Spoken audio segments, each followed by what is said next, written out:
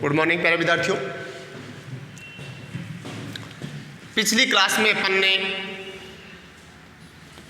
आहार नाल के कौन से भाग की बात की थी बेटा? मुख एवं मुख गुहा की बात की थी, माउथ एंड बकल कैविटी की बात की थी। अब मुख और मुख गुहा की संरचना के पश्चात अपन बात कर रहे थे बेटा किसकी? टीथ की बात कर रहे थे। टीथ की अपन ने क्या पढ़ी थी? विशेषता पढ़ी थी। विशेषता के पश्चात अगला पार्ट अपन ने छोड़ा था पिछली क्लास में मानव दंत की संरचना।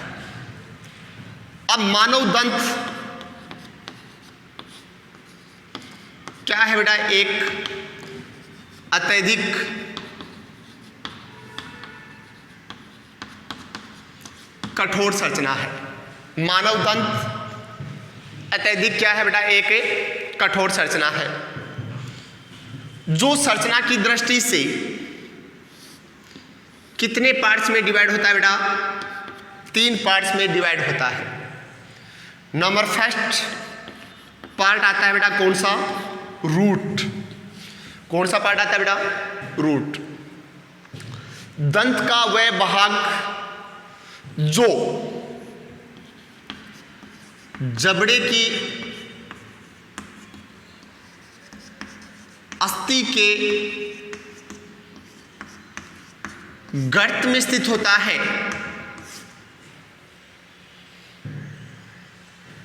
दंत के उस भाग को अपन क्या कहते हैं बेटा? रूट कहते हैं। दंत का वह भाग जो जबड़े के अस्थि के गर्त या खड्डे में स्थित होता है उसे अपन क्या कहते हैं बेटा? रूट कहते हैं। अब यहां तक का पार्ट टीथ का बेटा किस में दबा रहता है? जबड़े के अस्थि के बोन में, खड्डे में क्या रहता है बेटा? दबा हुआ रहता है। तो ये भाग क्या कहलाता है? रूट कहलाता है। अब ये जो गोले से अपन दर्शा रहे हैं वो जबड़े के अस्थि को दर्शा रहे हैं, और इस अस्थि के खड्डे में जो दबा हुआ भाग है उस भाग को अपन क्या कहते हैं?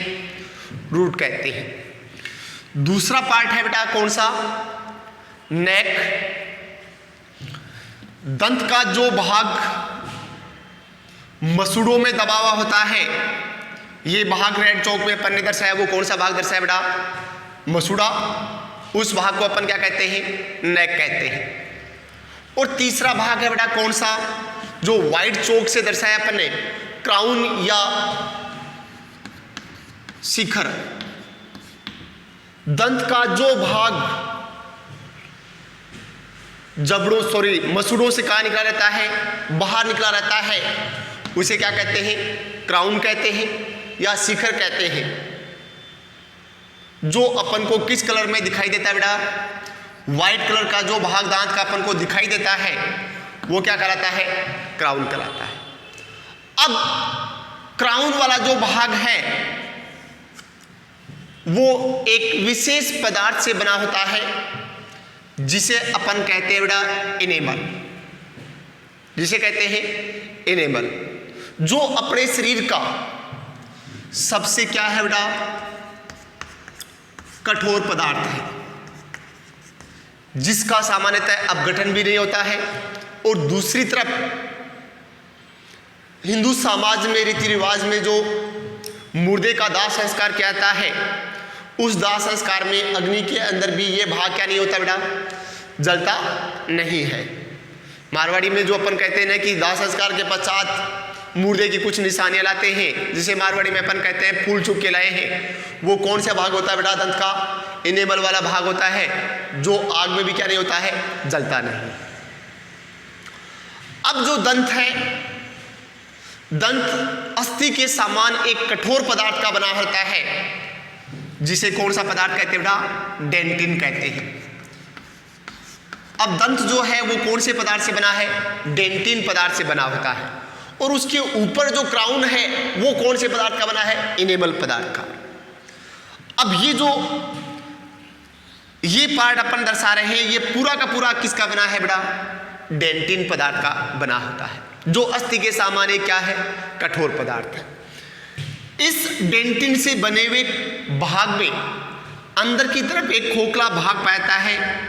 ये जो रेड चौक से दर्शाया है, इस खोखले भाग को अपन कहते हैं बेटा पल्प कैविटी। क्या कहते हैं? Pulp cavity. इस पल्प कैविटी के अंदर, पल्प कैविटी के अंदर ब्लड वेसल्स यानी कि रक्तवाहिनियां, कोमा, नर्वस यानी कि तंत्रिकाएं पाई जाती है। इसके अलावा पल्प कैविटी में विशेष प्रकार की कोशिकाएं पाई जाती हैं, जिन्हें हिंदी में तो कहते हैं बेटा दंत कोशिकाएं और इंग्लिश में कहते हैं ओडोंटो ब्लास्ट सेल। कौन सी सेल कहते हैं बेटा? ओडोंटो ब्लास्ट सेल। अब अपन ने कहा कि पल्प कैविटी के अंदर ब्लड वेसल्स और जो नर्वस है पाई जाती है। ब्लड वेसल्स के द्वारा ब्लड की पल्प कैविटी को क्या प्रोवाइड किया जाता है बेटा? पोषण प्रदान किया जाता है। और नर्वस तंत्रिकाएं नियंत्रण करने कार्य करती है। इसके अलावा अपन ने कहा कि पल्प कैविटी के अंदर विशेष प्रकार की क्या पाई जाती है बेटा? कोशिकाएं पाई जाती हैं, जिन्हें दंत कोशिकाएं या ओडोंटोब्लास्ट सेल कहते हैं।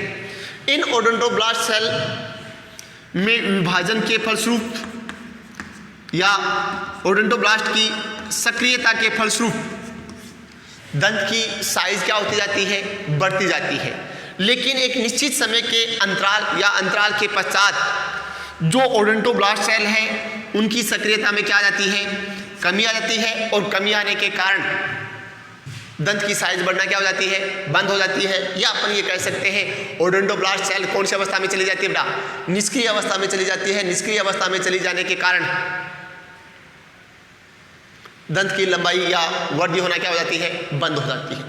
अब पल्प कैविटी के अंदर ब्लड वेसल्स, तंत्रिकाएं जिस पोर्स के द्वारा प्रवेश करती है उसे क्या कहते हैं? मूल रंध्र कहते हैं। बाकी ये पार्ट अपन ने आपको बता दिया है। इस प्रकार आपके पास किसकी संरचना आ गई बेटा? मानव दंत की क्या आ गई? संरचना आ गई। अब अपन ने कल आहारनाल पढ़ा था, आहारनाल शुरू किया था, और उस आहारनाल में पहला पार्ट अपन ने कौन सा पढ़ा था बेटा?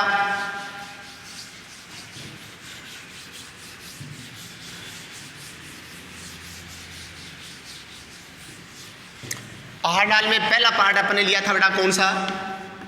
माउथ। माउथ के पश्चात दूसरा पार्ट आपके पास आया था कौन सा? Buccal cavity. और ये दो पार्ट आज अपन ने अभी तक पढ़ लिए हैं। अब बक्कल कैविटी में टीथ के अलावा क्या पाई जाती है बेटा? लार ग्रंथि पाई जाती है, जिनका अध्ययन अपन किस में करेंगे? पाचक ग्रंथियों के साथ करेंगे। तीसरा पार्ट आता है कौन सा? आहारनाल का तीसरा पार्ट आता है बेटा कौन सा? ग्रसनी। अब ये पार्ट आपके पास कल अपन ने बनाया था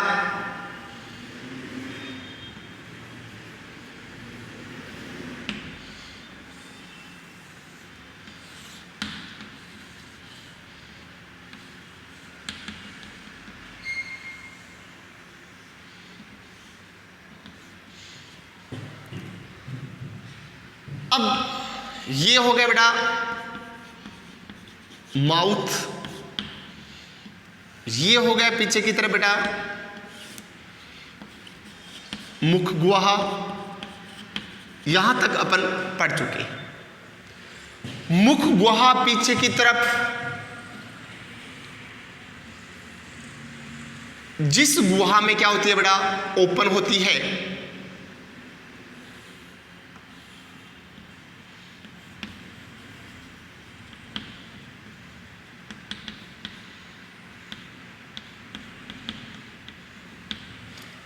उस गुहा को क्या कहते हैं?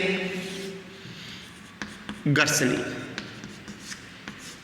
अब मुख गुहा पीछे की तरफ यहां तक का पार्ट क्या है बेटा?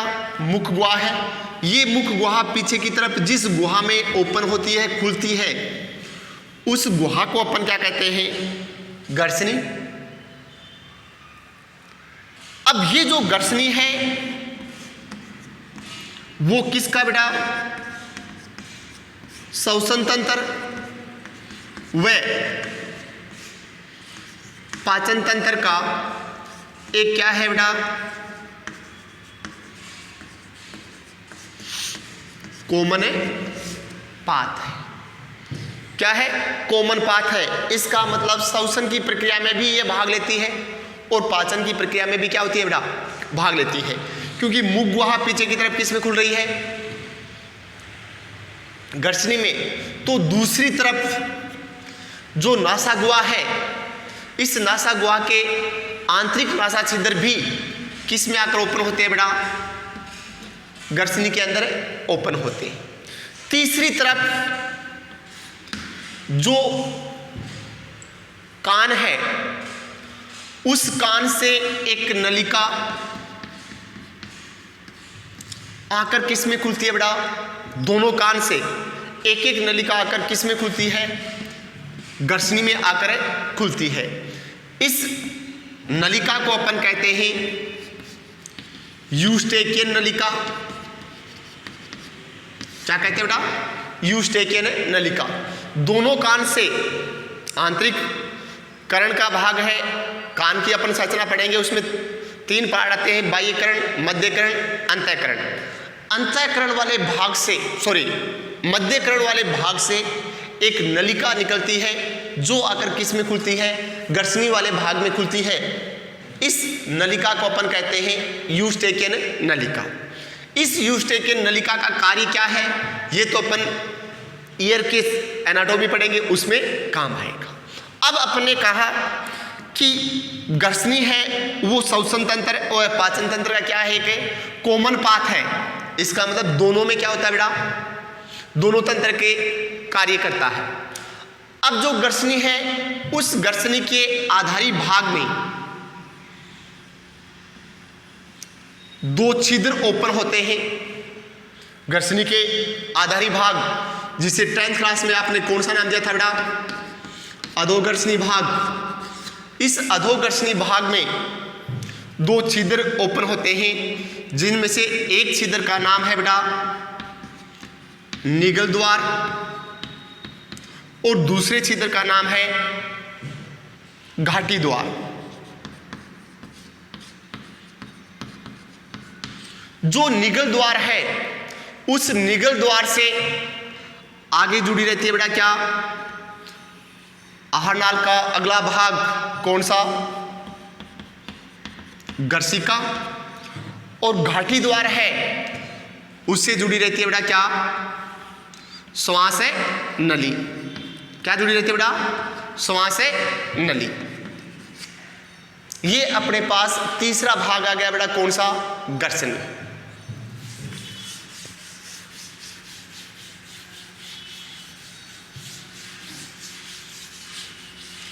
फिर आहारनाल का चौथा इंपॉर्टेंट पार्ट आता है, वो है बेटा गर्सिका, या दूसरा नाम है ग्रास नाल। अब ग्रास नाल क्या है बेटा? एक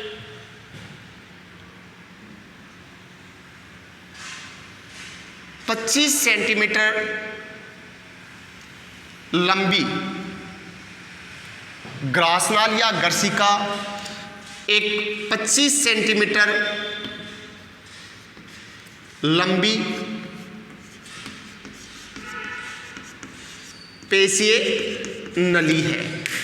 पेशीय नली शब्द क्या जुड़ गया बेटा? पेशीय शब्द। इसका मतलब उसकी भित्ति का निर्माण करने के लिए क्या भाग लेती है बेटा? पेशियां भाग लेती है।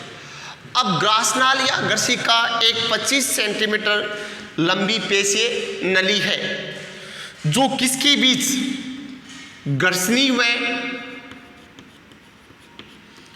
किसके बीच पाई जाती है बेटा? आमाशय के बीच पाई जाती है। किसके बीच पाई जाती है? गर्सनी व आमाशय के बीच पाई जाती है, जिसका मूल कार्य क्या है? गर्सनी से भोजन को किस में ट्रांसफर करना? आमाशय में ट्रांसफर करना ही किसका कार्य है? ग्रासनाल का कार्य है। किसका कार्य है बेटा? ग्रासनाल का कार्य। तो ग्रासनाल क्या हो गया? एक 25 सेंटीमीटर लंबी पेशीय नली है जो किसके बीच? ग्रसनी व आमाशय के बीच पाई जाती है, जिसका मूल कार्य क्या है? मूल कार्य हो गया बेटा भोजन को कहां से कहां तक? ग्रसनी से आमाशय तक क्या करना बेटा? ट्रांसफर करना। अब जो ग्रसनी है,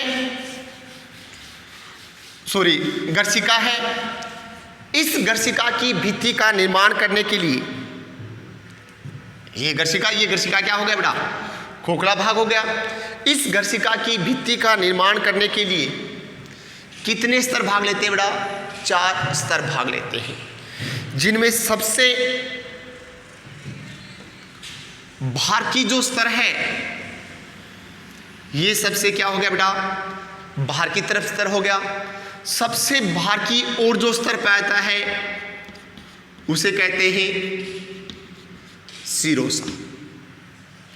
शिरोसा के अंदर की तरफ जो स्तर पाता है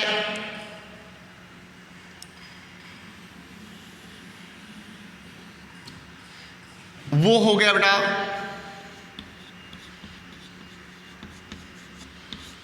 पेशीय स्तर। और पेशीय स्तर के अंदर की ओर जो स्तर पाता है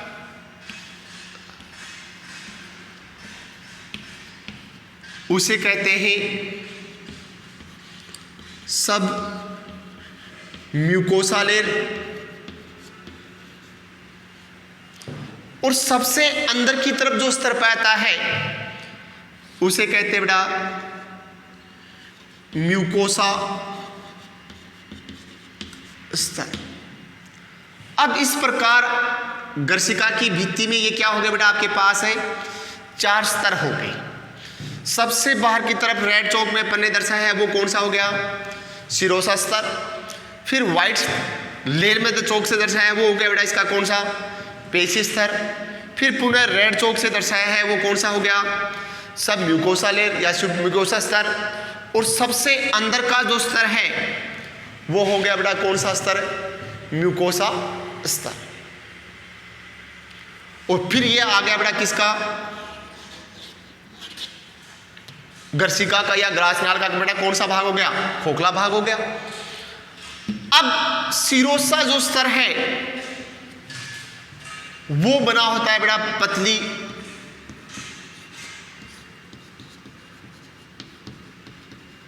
झिल्ली के रूप में। शिरोसा स्तर है वो बना होता है किसके रूप में पाया जाता है बेटा?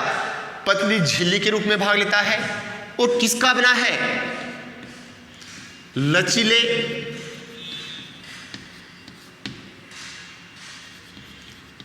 अंतराली संयोजी उत्तक का बना है, जिसका मूल कार्य क्या है बेटा? एक रक्षात्मक आवरण का क्या करना बेटा? निर्माण करना। शिरोसा स्तर के नीचे की स्तर पाता है बेटा कौन सा? पेशीय स्तर। पेशीय स्तर 2 प्रकार की पेशियों से मिलकर बना होता है। बाहर की तरफ जो पेशियां हैं वो लंबवत या अनुदैर्ध्य प्रकार की होती है, जबकि अंदर की जो पेशियां हैं वो वर्तुल प्रकार की होती है। वर्तुल और लंबवत या अनुदैर्ध्य पेशियां क्या है ये अपन आगे पढ़ेंगे। अब इन पेशी स्तर की पेशी कोशिकाओं में संकुचन के द्वारा गर्शिका में आए हुए भोजन पर क्या पड़ेगा बेटा? प्रेशर क्रिएट होगा। और प्रेशर के कारण वो भोजन किस तरफ? ग्रहणी से आमाशय की ओर क्या होगा बेटा? स्थानांतरित होगा। फिर तीसरा स्तर है बेटा कौन सा? सब म्यूकोसा लेयर।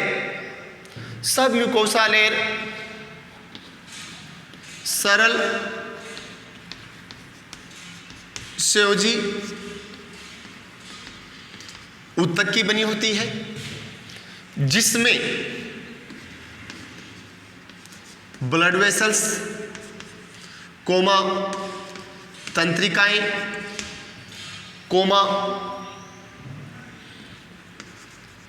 तंत्रिका तंतु, कोमा लसिका वाहिनी, ब्लड वेसल्स का मतलब बेटा रक्तवाहिनी, रक्तवाहिनी, तंत्रिकाएं, तंत्रिका तंतु एवं लसिका वाहिनियां पाई जाती है।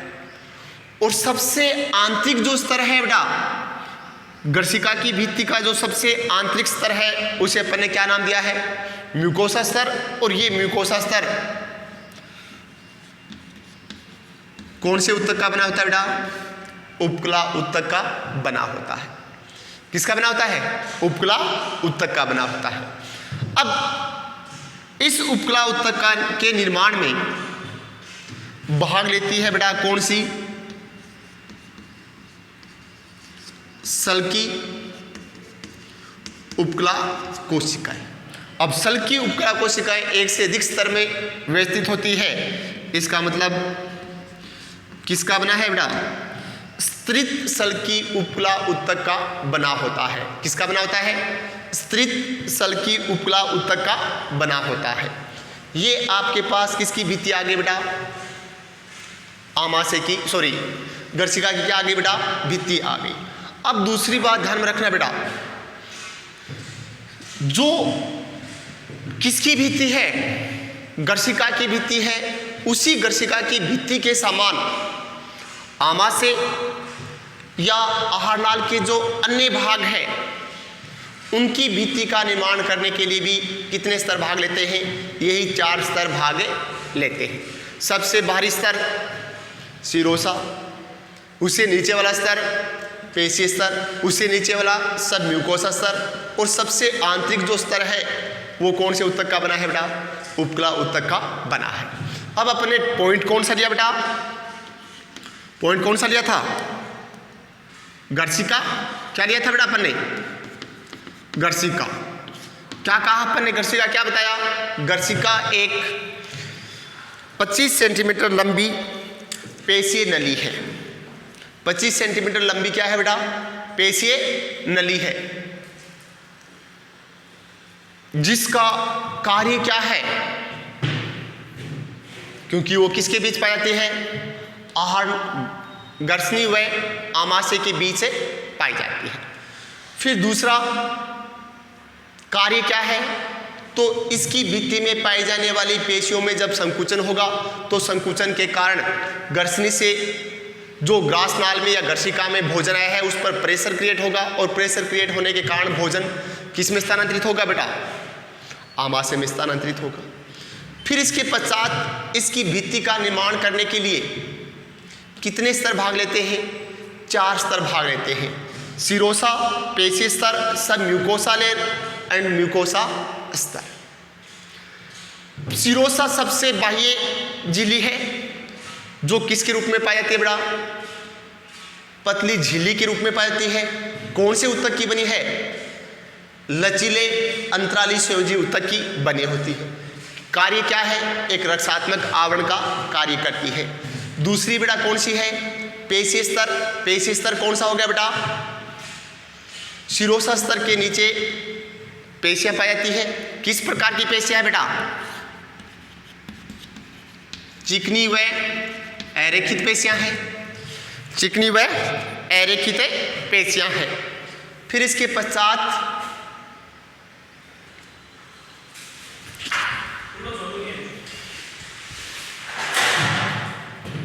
अब अपन ने क्या कहा बेटा? पेशी स्तर चिकनी पेशी अरेखित पेशियों से मिलकर बनाता है। तीसरा कौन सा बेटा? सब म्यूकोसा लेयर। ये ध्यान में रखना है क्योंकि आगे इस पार्ट में तो कोई इंपॉर्टेंट बात नहीं आएगी। आमाशय की और आगे वाले पार्ट्स के अपन चर्चा पड़ेंगे, उसमें ये पार्ट आएगा बेटा। तीसरा पार्ट कौन सा हो गया? सब म्यूकोसा लेयर। सब म्यूकोसा लेयर किसका बना है बेटा? सरल संयोजी ऊतक का बना होता है, जिसके अंदर ब्लड वेसल्स, तंत्रिकाएं, तंत्रिका तंतु, लसिका वाहिनियां इत्यादि पाई जाती है। और सबसे आंतरिक जो स्तर है वो कौन सा है बेटा? म्यूकोसा स्तर। और म्यूकोसा स्तर किसका बना है? स्तरित सल्ब की उपकला उत्तक का बना होता है। कार्य क्या हो गया? तो पेशी स्तर की कोशिकाओं में क्या होगा बेटा? संकुचन होगा। संकुचन होने पर भोजन पर क्या पड़ेगा? प्रेशर क्रिएट होगा, और प्रेशर क्रिएट होने के कारण भोजन क्रमानुगत गति यानी कि लहर के रूप में क्या होता जाएगा? आगे बढ़ता जाएगा। और उसके फलस्वरूप भोजन कहाँ पहुंच जाएगा? कहाँ पहुंच जाएगा बेटा? आमाशय में पहुंच जाएगा। आगे का स्तर अपन कल पढ़ेंगे बेटा। थैंक्स।